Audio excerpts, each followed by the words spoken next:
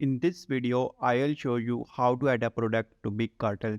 Simply log into Big Cartel account and after that click on add a product. Now you will move to this page. So first of all, you have to add a product name. Simply type the product name here and here you can enter the product description. Here you can select the categories. So just simply click here and select the category. If you want to make a new category, simply click here and add a new category. After that, click on done. Here you have to add the status like the product is active, hidden, sold out or coming soon.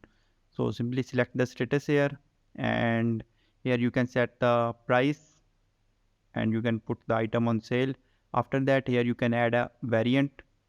So in the shipping area, you can add a shipping like here you can select the country and after that you can adjust the shipping price along with others.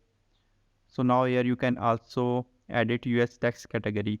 So finally when you enter all the product details, so just here you can click on plus button to add the image. So after that just click on save button. So now when you click on save button, your product has been successfully upgraded. So just simply click on products. So here you can see your product is added. So in this way you can add a product to Big Cartel.